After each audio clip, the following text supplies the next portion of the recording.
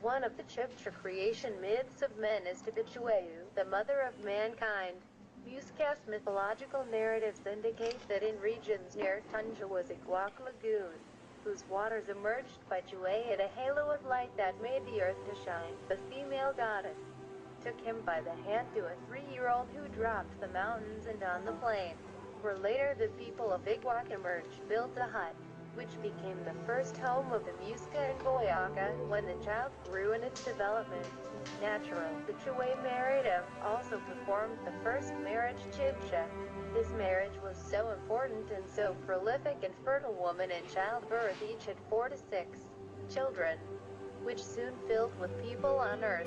This is the origin of mankind. Chibcha, the Chue and her son and husband were traveling everywhere, leaving children at all.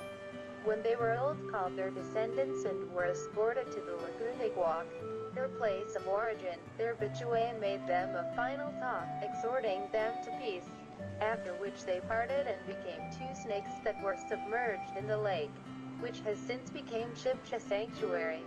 Muscas made pilgrimages to sacred Bohayos Bichue dedicated to the goddess and her husband, who appears in some chroniclers as Iguac or Labac. These 2 huts of worship communicated with each other.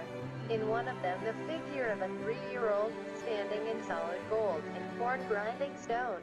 Solid gold also worshipped in the huts. The Spaniards found numerous offerings, fine cotton blankets and well-made thin pieces of gold bars, tiles and centalos. Human and animal figures brought as offerings. Sanctuary Island Lagoon Putna. Chibcha made a pilgrimage to worship various gods, including a Bichue. The cult of the gods was served Chibcha's percent priests who attended to the pilgrims who came from all parts often.